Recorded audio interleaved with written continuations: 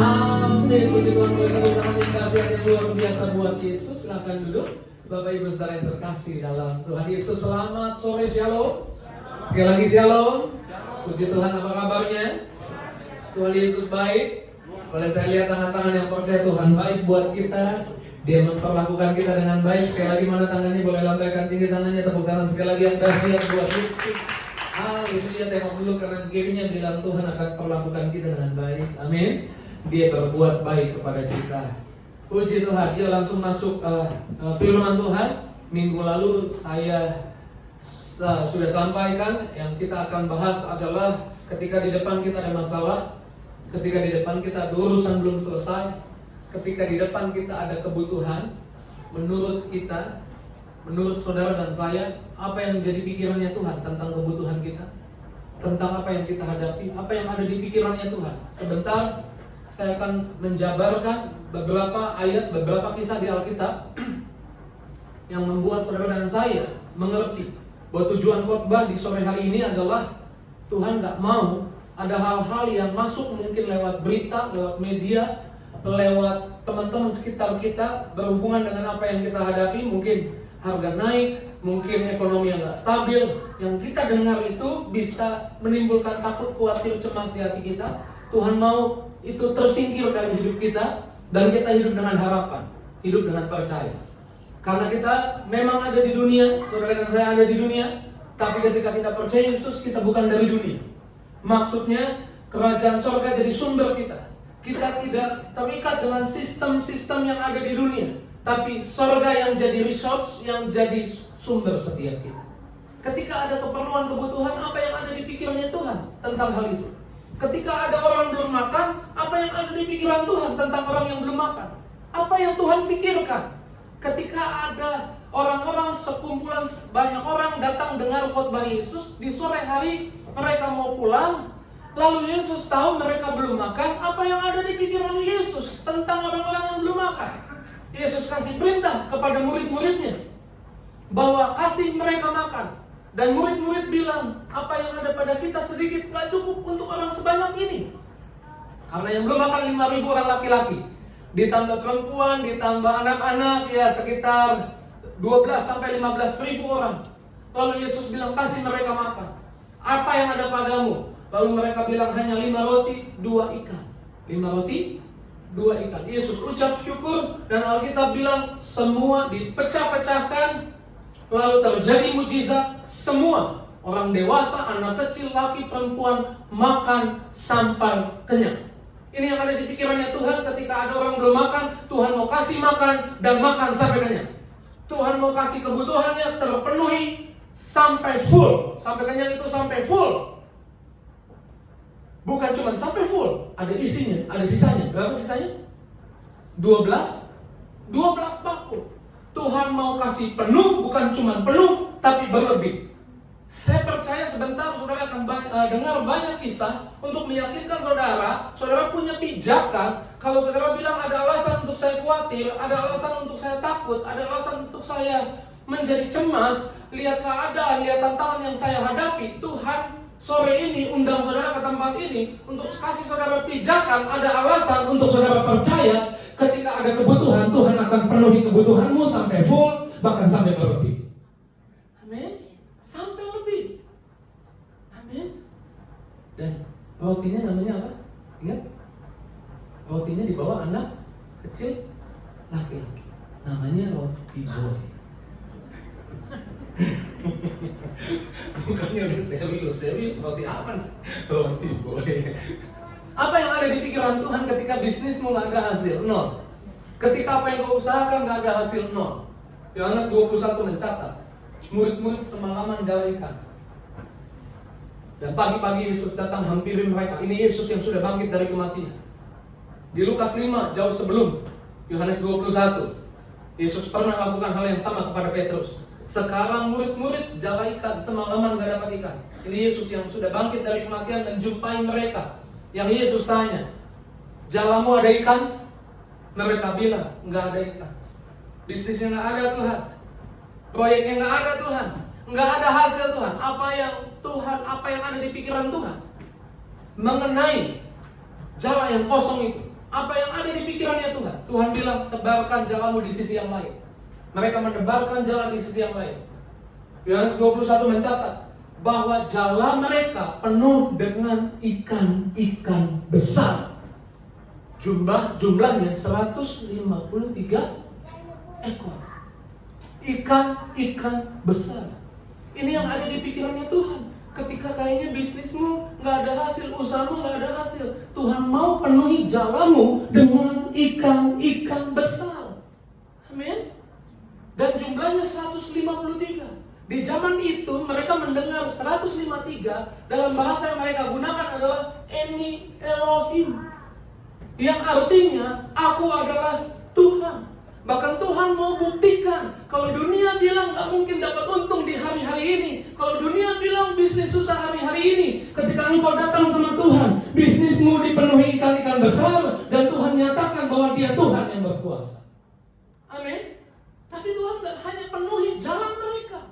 Sampai di pantai, di Yohanes 21, di pantai pagi itu ada api arang, di atasnya ada roti dan ada ikan bakar. Tuhan gak ambil dari jalan mereka.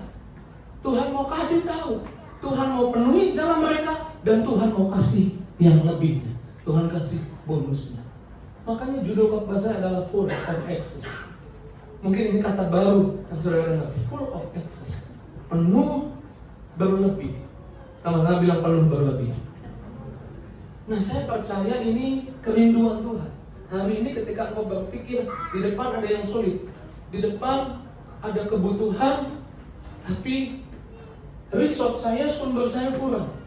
Harus bayar uang pangkal kuliah anak, uang sekolah anak, tapi nggak ada tabungannya. Apa yang harusnya ada di pikiranmu, jangan andalkan apa yang ada di pikiranmu, tapi lihat. Saya percaya isi hatinya Tuhan akan penuhi. Bukan cuma penuh, tapi akan berlebih. Daripada kita khawatir, daripada kita cemas, lebih baik kita doa. Kenapa lebih baik kita doa? Karena kita punya Tuhan. Efesus 3 ayat 20. Coba buka Efesus 3 ayat 20. Bagi Dialah yang dapat melakukan. Mungkin kita nggak bisa. Mungkin kalau kita pakai kekuatan kita nggak mungkin, nggak bisa. Tapi bagi Dialah yang bisa, yang dapat melakukan jauh lebih banyak, amin, daripada yang kita doa atau pikirkan. Nih, ini goal khotbahnya. Ini goal khotbah saya.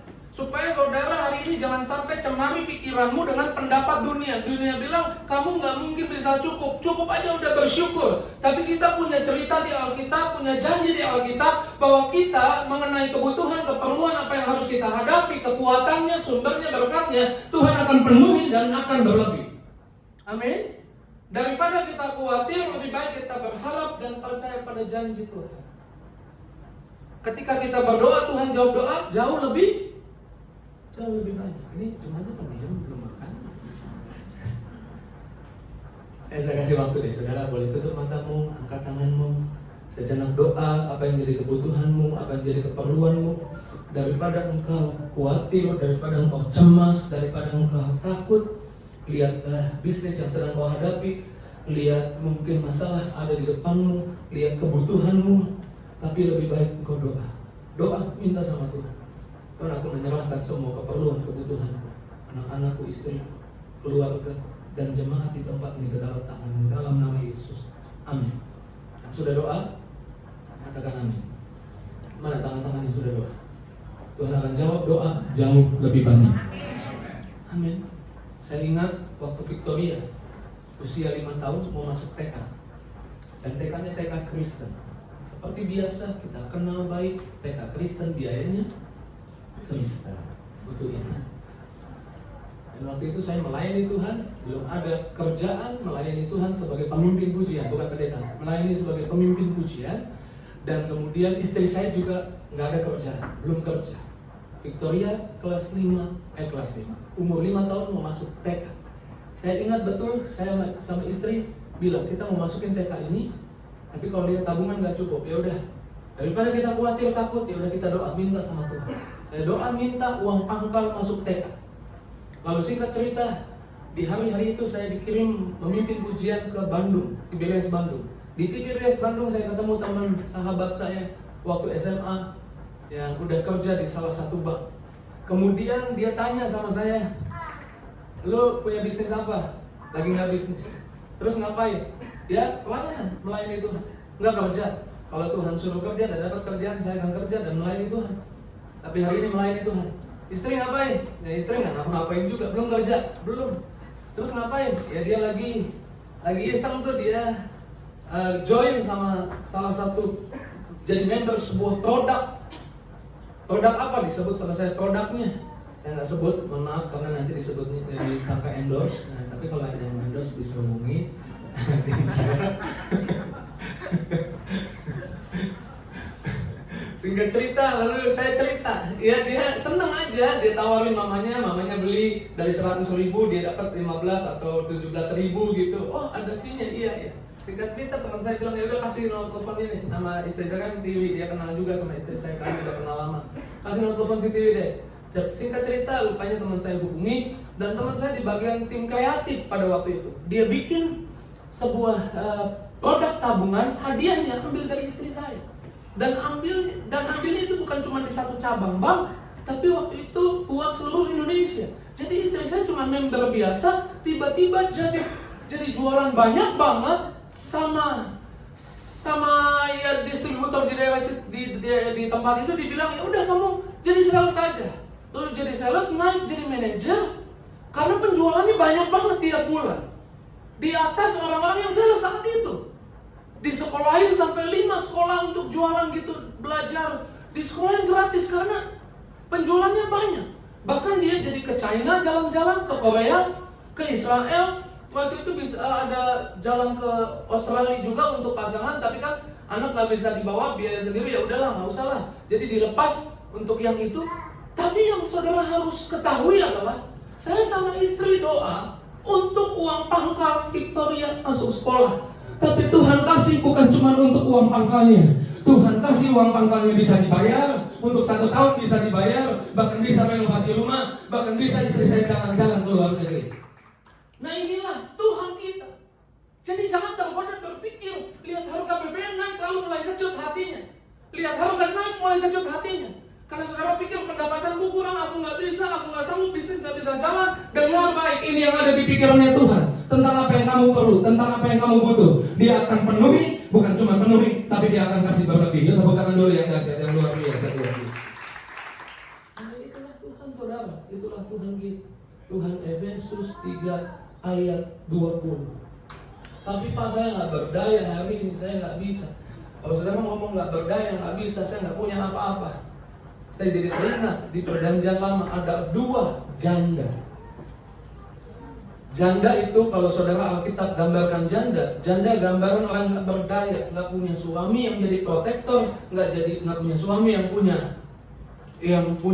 yang bisa jadi tulang punggung, nggak punya protektor, defender, resource. Dia gambaran nggak berdaya. Ada 2 orang janda, namanya Ruth dan Naomi. Ada apa dengan mereka? Oke, saya cerita sedikit latar belakangnya. Naomi tinggal di tanah Israel. Tapi ketika tanah Israel waktu itu nggak ada panen, dia bersama suaminya dan 2 orang anak laki-lakinya pindah ke Moab. Sampai di Moab, 2 anak laki-lakinya nikah dengan orang Moab. Yang satu nikah dengan Ruth, yang satu nikah dengan Orpah. Tapi di Moab, jauh dari tanah Israel. Tapi kalau saudara, kita pikirkan kalau kita jauh dari Tuhan, jangan-jangan keberuntungan gak di pihak kita. Suaminya mati, 2 anak laki-lakinya mati di Moab. Jadi Naomi janda dan 2 menantunya, anak istri dari 2 anak laki-lakinya, jadi janda juga. Lalu Naomi mendengar di Israel, di Kanaan ada panen dimulai. Naomi mau pulang ke tanah Israel. Dan kemudian Ruth memilih untuk ikut sama Naomi. Ruth bukan orang Israel, Ruth orang Moab. Tapi dia mau percaya kepada Allah Israel. Orpah memilih tetap di Moab. Ruth gambaran saudara dan saya, bukan orang Israel, bukan orang Yahudi, tapi kita bangsa-bangsa lain. Ruth menggambaran tentang kita, bangsa lain. Lalu mereka datang ke tanah Israel. Di tanah Israel sudah ada aturan yang dibuat oleh Musa. Ketika ada masa panen, kalau penyabit jelai atau gandum membuat jelai atau gandum itu jatuh, yang jatuh itu nggak boleh dipungut, yang boleh pungut orang miskin atau orang yang nggak bisa makan hari itu. Dan Rut memungut di salah satu ladang orang Israel. Dan pegawai-pegawai di ladang itu mulai sinis, mulai ketusin Rut. Kenapa? Karena itu bukan orang Israel, bangsa. Dia memungut di ladang Boas. Boas artinya penebus. Di perjanjian baru, Boas perjanjian baru adalah Yesus Kristus. Kisah ini menggambarkan saudara dan saya. Kisah Rut dan Boas menggambarkan kita dan Yesus. Kita sekarang ada di ladangnya Yesus. Dan ketika kita ada di ladang Yesus, Boas kasih perintah ini, Rut 2 ayat 15. Jangan ganggu dia, jangan sinis sama dia, karena Boas hatinya tergerak oleh belas kasihan. Yohanes 6 bilang, buat orang yang datang sama Yesus, Tuhan tidak pernah membuang orang-orang yang datang sama Yesus. Amin. Kita disambutnya, kita diterimanya. Coba dibuka Rut 2 ayat 15. Di sana dikatakan apa? Rut 2 ayat 15. Boleh ditampilkan? Setelah ia bangun, maka Boas memerintahkan kepada pengerja-pengerjanya. Dari berkas-berkas itu pun ia boleh, maksudnya yang jatuh, boleh memungut, walaupun ia bangsa asing. Ini gambaran dia disambut di ladangnya Boas. Saudara dan saya disambut di tempatnya Yesus Kristus. Amin. Jangan dia diganggu, bahkan dikatakan menerima belas kasihan, supaya dia bisa memungut, supaya dia bisa makan untuk hari itu. Tapi jangan salah, di ladangnya Boas, saudara boleh googling, dia memperkerjakan pekerja yang handal. Jadi memastikan pekerja-pekerjanya kalau gandum itu dipotong, diambil, jangan sampai ada yang jatuh. Memastikan supaya jangan ada jelai yang jatuh. Mereka pekerja-pekerja excellent, dibayar mahal sama Boas. Jadi memastikan yang jatuh hanya sedikit, bahkan tidak ada yang jatuh. Supaya yang pungut hanya bisa pungut buat makan hari itu sedikit saja. Rut memungut hanya sedikit. Tapi di ayat 16, saya suka. Di ayat 16, Boas dan our New Testament Boas, Jesus Christ, punya belas kasihan buat bangsa asing, saudara dan saya. Amin. Dia kasih seperti ini perintah kepada pekerja-pekerjanya. Bahkan haruslah kamu menarik dengan sengaja. Dengan apa? Sengaja. Dengan apa? Sengaja. Jadi ada perintah dengan sengaja buat kamu seolah-olah bodoh dalam bekerja, lalai dalam bekerja, buat banyak yang jatuh. Bahkan Boas kasih perintah, ambil dari karung tempat kamu mengumpulkan, satu genggam demi satu genggam jatuhkan dengan sengaja, supaya Rut bukan cuma dia cukup untuk makan hari itu, supaya dia bisa mengumpulkan banyak. Amin. Di masa-masa sulit orang mengeluh tentang harga naik, di masa-masa sulit orang mengeluh tentang keadaan, saudara dan saya harus percaya bahwa our New Testament Boas, Jesus Christ, has a plan for us. Amin. Dia punya rencana buat kita. Dia udah planning. Ada berkat yang sama seperti istri saya terima. Itu bukan kebetulan saya dikirim ke Bandung. Itu udah di planning sama Tuhan. Itu udah direncanakan sama Tuhan, supaya kita orang-orang yang datang kepada Yesus Kristus tidak dikecewakan. Kita akan melihat kebutuhan kita dipenuhi. Bukan cuma dipenuhi, tapi berlebih. Amin. Saya coba kasih banyak landasan untuk saudara punya alasan berharap. Saya coba kasih banyak landasan untuk saudara punya alasan untuk menolak takut, untuk menolak khawatir. Nah, kita punya janji di Alkitab. Amin. Kita punya cerita-cerita di Alkitab. Bagaimana Yesus di perjanjian lama digambarkan lewat tokoh-tokoh memperlakukan orang-orang yang datang kepada yang dengan baik. Tuhan akan memenuhi keperluanmu, bukan cuma memenuhi, tapi Dia akan kasih lebih. Pegang dadamu bilang, saya nggak perlu takut. Pegang dadamu bilang, saya nggak perlu khawatir.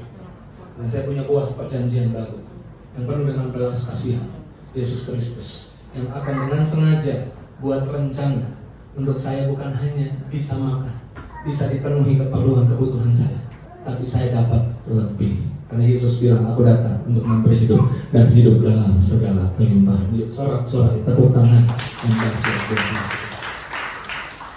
Coba senyum dulu, kasih tahu kanan kirinya, kita nggak perlu khawatir. Dikala tetangga kita mungkin khawatir, orang-orang pasang status khawatir, kita nggak khawatir. Daripada khawatir, lebih baik berdoa. Karena Tuhan jawab doa kita jauh lebih banyak. Dan ada banyak landasan-landasan di mana Tuhan kasih tahu kerinduan hatinya bagi umat. Salah satunya Kisah Rasul 15 ayat 16. Coba dibuka Kisah Rasul 15 ayat 16.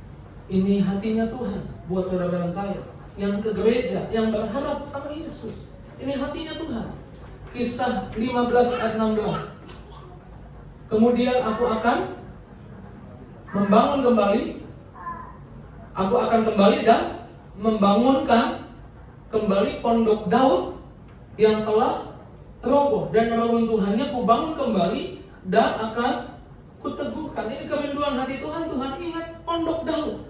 Tuhan ingat yang dilakukan sama Daud. Ada apa yang dilakukan sama Daud? Kalau saudara lihat catatan kaki Kisah 15 ayat 16, ini akan mengacu ke perjanjian lama yang dilakukan oleh Daud. Apa yang dilakukan oleh Daud? Bawa persembahan di Bukit Sion ketika tabut itu dipindahkan ke Bukit Sion. Jauh sebelumnya yang buat tabut perjanjian, yang buat bait Allah, ukurannya siapa? Musa, diperintah oleh Tuhan. Musa memerintahkan semua yang hadir dan datang kepada Tuhan bawa persembahan. Kalau orang kaya bawa lembu, bawa sapi. Kalau orang middle gitu, ya nggak sanggup beli sapi, nggak sanggup beli lembu, ya udah bawa kambing atau domba. Kalau nggak punya uang sama sekali, ada banyak burung di udara yang terbang, yang bebas, saudara bisa tangkap, burung merpati tangkap, bawa burung, ada persembahan yang dibawa. Tapi di zaman Musa ketika umat Tuhan bawa persembahan, di tangan mereka bawa persembahan, mereka pulang dengan mengangkat tangan menerima ucapan doa berkat dari Musa. Ada sesuatu terjadi yang mungkin secara kasat mata nggak kelihatan. Tangan mereka mungkin pulang kelihatannya kosong, tapi mereka sebetulnya bawa sesuatu. Tapi ketika Daud, tabut itu kan sempat pindah ke orang Filistin. Lalu Daud merebut lagi tabut itu. Lalu Daud buat bait Allah atau korban persembahan. Tabut itu dipindahkan ke Bukit Sion. Nah, ini yang Tuhan ingat di Kisah 15 ayat 16. Di Bukit Sion, ini bicara tentang Yesus Kristus. Bicara tentang siapa? Yesus Kristus. Di Bukit Sion, sama, mereka harus bawa persembahan, bawa lembu sapi, bawa kambing domba, bawa burung merpati. Tapi ada yang beda. Waktu mereka pulang, Daud bilang, mereka datang dengan tangan yang full. Aku mau mereka pulang, lihat di tangan mereka bawa sesuatu. Ini gambaran gereja Tuhan. Tuhan mau saudara datang, bawa syukur, bawa penyembahan, bawa pujian, bahkan sebentar kita bawa ucapan syukur kita. Dan saudara pulang bawa sesuatu dari Tuhan. Amin. Nah, Kisah 15 ayat 16 mengacu pada 2 Samuel 6. Dan kita langsung saja ayat 19. Daud bilang jangan pulang dulu, semuanya jangan pulang dulu. Lalu Daud memberi perintah seperti ini. Iya betul, 2 Samuel 6 ayat 19. Lalu dibagikannya kepada seluruh bangsa itu, kepada seluruh halayak ramai Israel, baik laki-laki maupun perempuan, kepada masing-masing dapat apa? Seketul roti. Mereka lihat ada roti. Saudara lihat di Alkitab, saudara pegang janji Tuhan, dikasih stabilo, saudara bawa pulang janji Tuhan. Amin. Saudara bawa pulang firman Tuhan. Lalu mereka bawa apa lagi di sana? Dibagi apa? Daging yang teriris-iris. Ini picture of sacrifice of Jesus. Gambaran tentang pengorbanan Yesus di kayu salib. Di gereja ini sebentar habis firman kita ambil roti, angkat inilah tubuh Yesus, ambil anggur dan angkat inilah darah Yesus. Dan Tiberias, saudara boleh bawa pulang itu roti, anggur, angkat tubuh Yesus, darah Yesus di mobilmu, di rumahmu, di kantormu. Kamu nggak pulang tangan hampa. Yang saya suka yang terakhir di sini roti kismis tulisnya. Tapi King James Version bilang a flagon of wine. A flagon of wine apa itu maksudnya? Sebuci anggur. Ada apa dengan anggur? Ada apa dengan anggur? Anggur itu bicara, wine itu bicara tentang Yesus ubah air dari anggur, kebahagiaan. Saudara bawa pulang bukti yang bisa saudara lihat. Diagnosa dokter bilang ada kista, tapi ketika saudara ke gereja, pulang pergi ke dokter, saudara lihat dengan mata kepalamu hasil USG-nya, kistanya hilang. Ini yang minggu lalu saya saksikan. Ibu Rensi di Bogor, dia ada kista besarnya 5,2 cm. Dan ketika ke dokter lagi, dia berharap sama Tuhan. Ke dokter lagi, periksa lagi, kistanya hilang. Dia berharap dokter ngomongin kistanya. Dokter cuma bilang, rahimmu baik-baik saja. Lalu dia tanya, lalu kistanya di mana? Dokternya bilang, ini nggak ada kista, bersih, semuanya bagus. Dia bahagia, sukacita. Saya percaya saudara boleh datang dengan tangan bawa ucapan syukur di hadapan Tuhan, bawa persembahanmu. Tapi Tuhan nggak akan biarkan saudara pulang nggak bawa apa-apa, tanganmu kosong. Saudara akan pulang bawa janji Tuhan. Saudara akan pulang bawa tubuh darah Yesus. Saudara akan pulang bawa kebahagiaan, doamu dijawab, hutangmu bisa terbayar. Amin. Ini rindunya hati Tuhan. Amin. Supaya kita nggak bilang lagi, Pak, saya punya alasan untuk takut. Saya mau bilang, saudara punya alasan untuk berharap dan percaya. Amin. Pak, saya punya alasan untuk cemas dan khawatir.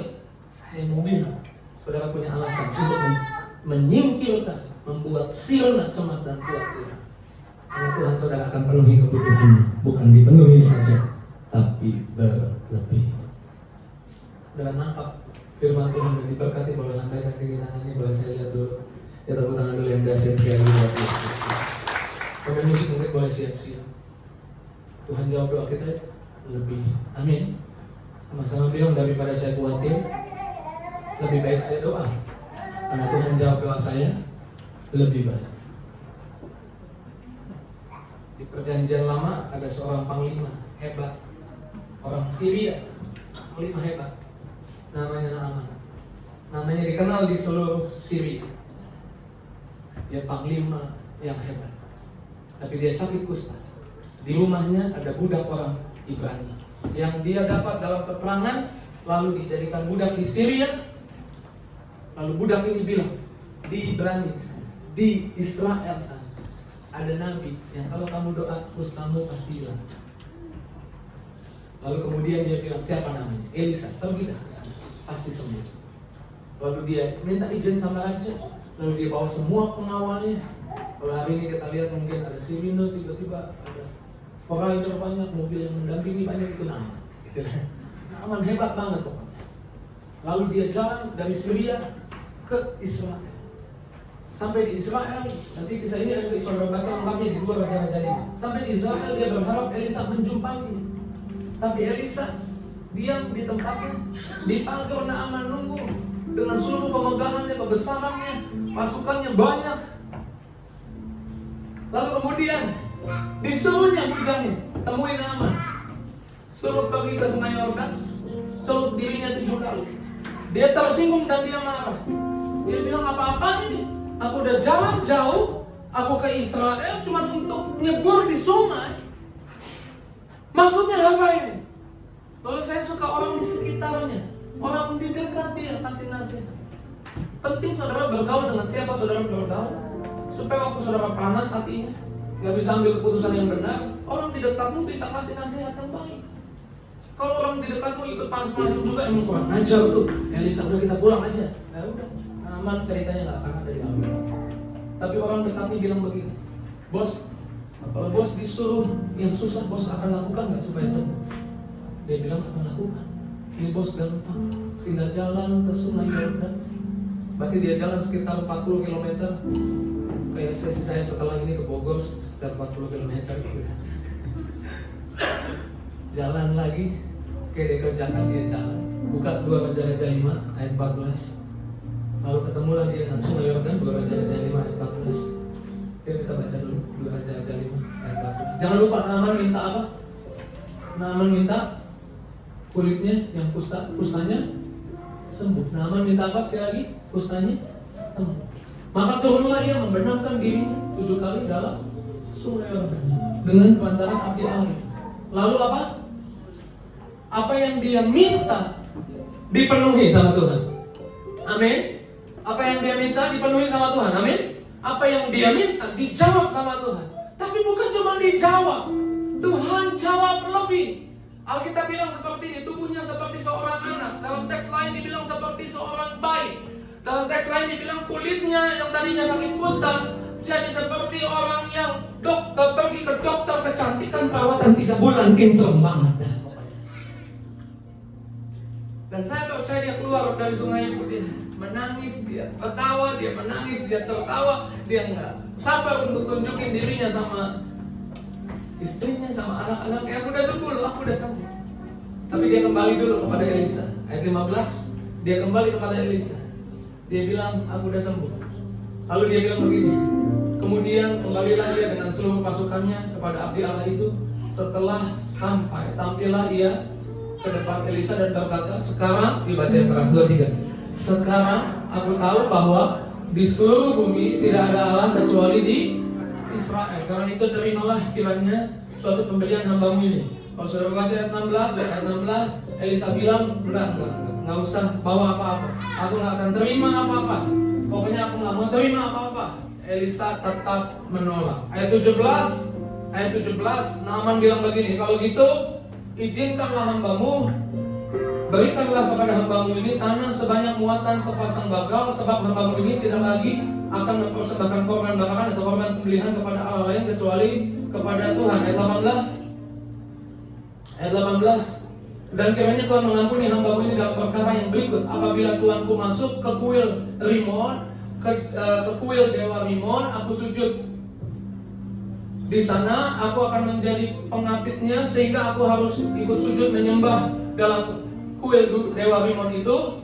Kiranya Tuhan mengampuni hambamu ini. Singkat cerita begini ceritanya. Naaman bilang di seluruh bumi nggak ada Tuhan kecuali di Israel. Lalu dia minta supaya di tanah di mana dia rasakan ada Tuhan, di tanah di mana dia rasakan ada mujizat, di tanah di mana dia rasakan ada kebahagiaan, dia bawa tanah itu sampai ke Syria, supaya waktu dia ibadah di Syria, dia akan ibadah di atas tanah itu, supaya walaupun orang pikir dia ibadah di kuil dewa Rimon, tapi dia menyembah Tuhan.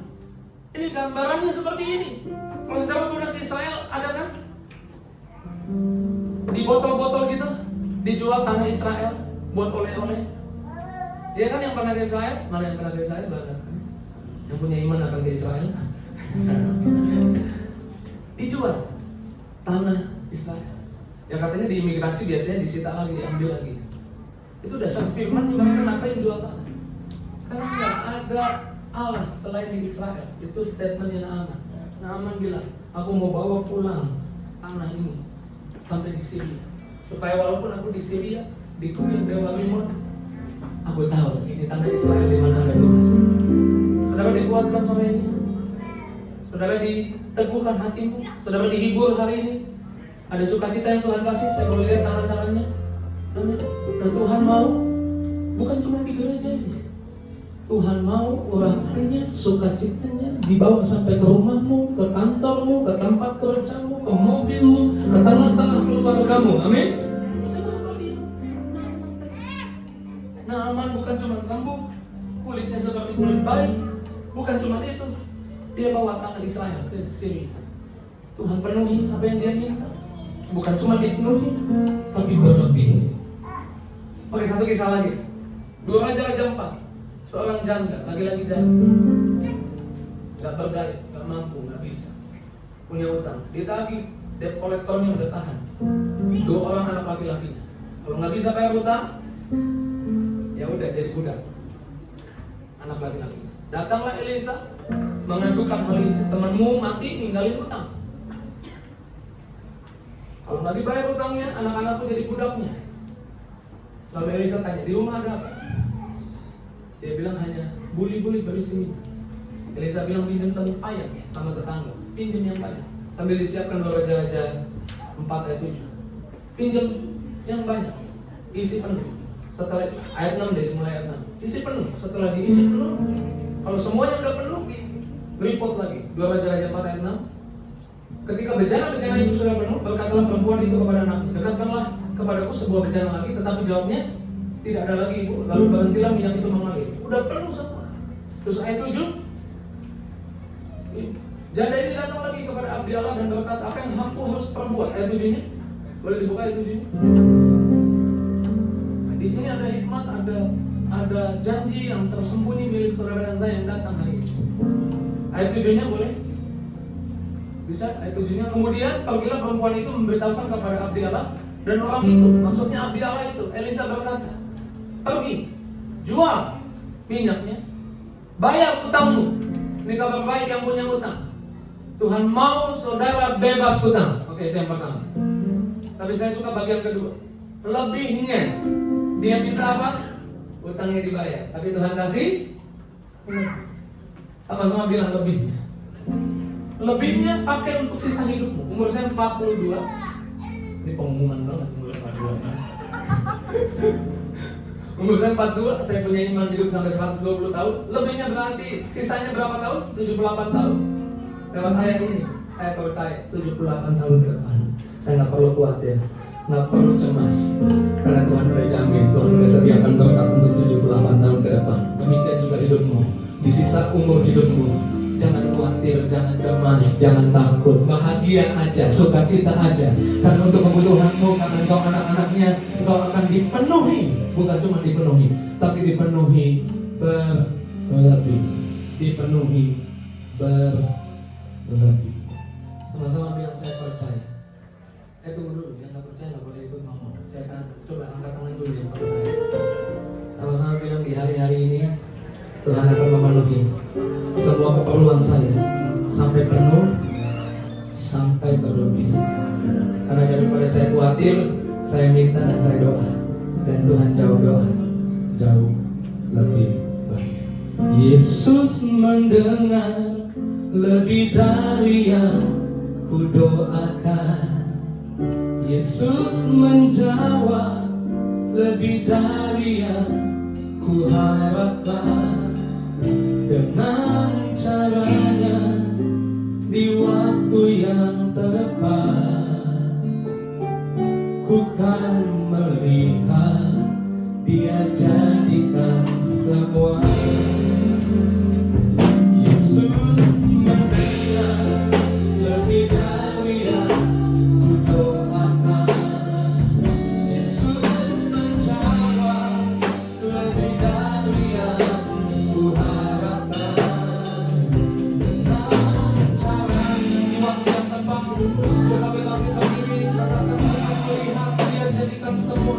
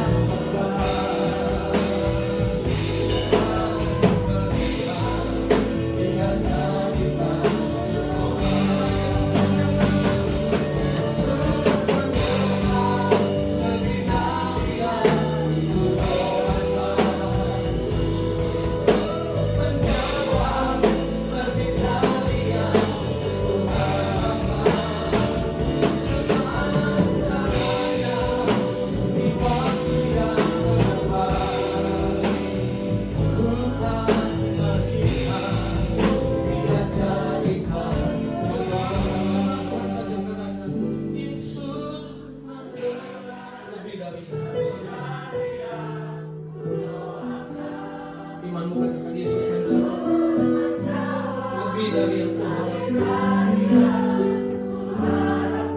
Dengan caranya di waktu yang aku kan melihat Dia jadikan semua. Ambil waktu doa, dan saya percaya Tuhan sedang kasih tahu saudara, jangan percaya sama apa yang dibilang dunia. Jangan percaya sama kabar-kabar yang bisa buat kamu takut khawatir. Percaya sama janji Tuhan. Percaya sama Allah, Efesus 3:20. Daripada kau takut khawatir, angkat tanganmu saja dan doa, minta sama Tuhan. Karena kita tahu Dia bukan cuma mau penuhi kebutuhan kita, dia kasih lebih. Orang belum makan, Tuhan kasih sampai kenyang makan. Bukan cuma kasih sampai kenyang, sisa 12 bangku. Jala yang kosong diisi ikan besar, penuh. Jalannya nggak koyak. Dan di pantai ada ikan bakar sama roti. Tuhan kasih berlebih. Karenanya saya percaya Tuhan sedang menguatkanmu. Dan Tuhan gak mau hatimu, pikiranmu tercemar sama status-status orang yang mengeluh, status-status orang yang mungkin lagi protes sama pemerintah, status-status orang yang mungkin lagi kesel dan bergantung sama dunia. Tapi saudara hanya bergantung sama Tuhan. Apa yang Tuhan lakukan buat Ruth dan Naomi yang tak berdaya di ladangnya Boaz. Ruth bangsa asing dan dengan saudara dan saya di ladang Boaz gambaran Yesus Kristus. Ada belas kasihan Tuhan hidup ini. Jangan lemah walaupun orang sekitar mungkin tak memperhatikanmu. Tapi our New Testament Boaz Jesus Christ, He cares about you. Dia peduli tentang kamu. Boleh angkat tanganmu sejenak, minta apa yang saudara mau minta. Jangan buang waktu ini sia-sia. Naaman minta sembuh. Naaman bukan cuma sembuh, tapi dia dapat kulitnya seperti kulit bayi. Bukan cuma itu, nggak selesai sampai di situ. Dia dapat sukacitanya sampai ke tanah Syria. Biarlah kekuatan yang saudara dapat hari ini, sore ini, engkau bawa pulang sampai di kantor, sampai di tempat kerja, sampai di rumah. Janda yang kekurangan, nggak bisa bayar utang, bukan cuma utang yang dibayari, tapi sisa hidupnya dijamin sama Tuhan. Untuk sisa hidupmu ke depan berbahagia, jangan khawatir, jangan cemas, sukacita aja, karena kita punya janji Tuhan. Terima kasih Tuhan berkati umat-Mu satu persatu. Tidak ada yang terlewatkan. Jamah dan lawat rumahmu, jamah dan lawat setiap nama. Kami percaya Kau dengar doa, Kau jawab doa lebih dari yang kami harapkan.